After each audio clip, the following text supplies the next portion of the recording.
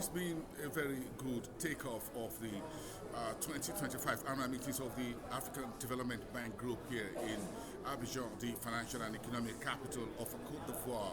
This meeting for this year is very quite unique in a couple of sense. It's the 60th anniversary of the AfDB, the DFI, across the continent. It's been 60 years since the organization was set up. Then, of course, you've got election coming up tomorrow, Thursday, May the 29th, to elect a new president that will succeed Nigerian-born Dr. Akumi Adesina, who has spent 10 years in the saddle as the president of the AfDB. 5 candidates are contesting for Adesina's seat tomorrow. So it's quite interesting that the AfDB is also going through a period of global economic turbulence, global trade wars. You've got geopolitical issues between Russia and Ukraine in the Middle East as well. There's a new administration in the United States with President Donald Trump in the Oval Office, looking to cut funding to the AfDB by almost 600 million US dollars. So this is a very crunching time for these DFI, the premier Pan-African DFI, development finance institutions for the continent, that is now sitting on about $380 billion in the capital base from when Dr. Adesina took up over back in 2015, just about this time in 2015, when the whole AfDB's capital base was less than 100 billion US dollars. So the topic and the focus of this year's annual meetings is quite germane. We're looking at how to harness African resources for African development. If you want to put it this way, this is what you call charity begins at home. Africa looking inward to harvest its human capital, natural resources, whether it is in mining, in energy, and other forms of capital, using its own capital markets to leverage financing that is needed to build road, bridges, to bring electricity, support Mission 300 initiative with the World Bank, and of course provide food and sustainable jobs on the African continent, supporting youth and also bringing women in to get access into finance. So this week is going to be very, very crunching. A number of the knowledge sessions since we started, formally speaking, yesterday, Tuesday's focused on some of these areas. Today we're looking at mining. Funding for mining business in Africa. Africa wants to see a whole lot more beneficiation of its commodity resources and not just exporting them to Europe, Asia, and elsewhere. Talking about lithium, for example, in West Africa, in South Africa, and also in DRC, and leveraging cocoa as well to produce chocolate and other things on the continent.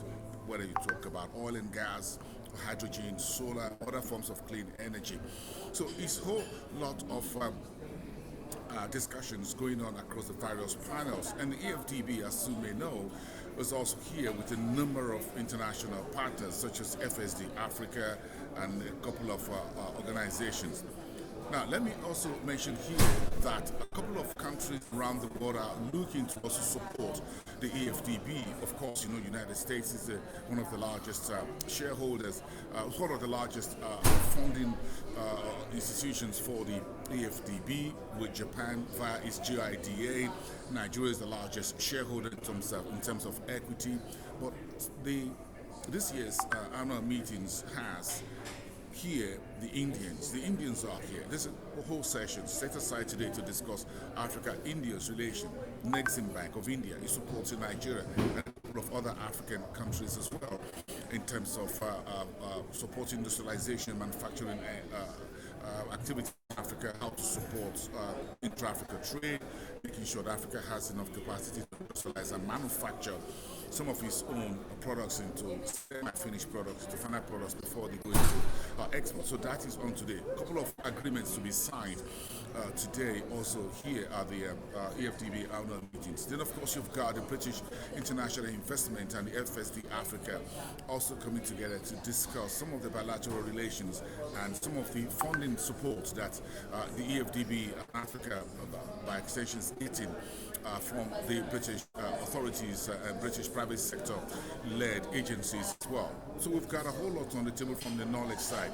But keep your eyes open on Thursday, tomorrow, when the final the elections will take place, and we expect to have the announcement of who leads the AfDB into the next 5 years, at least in the first instance, among the 5 candidates who are contesting, from Zambia to South Africa to Mauritania, and a few other candidates whose names are on the card for tomorrow's election. And that leadership change that this AfDB actually really needs. We're reporting all through this week from here for the Frontier Africa reports. By the way, I'm sure you might have seen some of the details out of the African Economic Outlook report that was released yesterday by Dr. Urama, who is the chief economist at the AfDB. You see the punching numbers, poverty headcount coming down in Africa now to about 13% from where we were back in 2015. So some of the macroeconomic policies and reforms on the continent are working. East Africa region seems to be leading right now, according to that latest report. You have inflation being forecast to go into single digit, broadly speaking, across the continent this year and 2026. That sounds very optimistic from what the Dr. Rama revealed yesterday in that 25 minutes presentation of the release of that summit. Let's take a listen to that.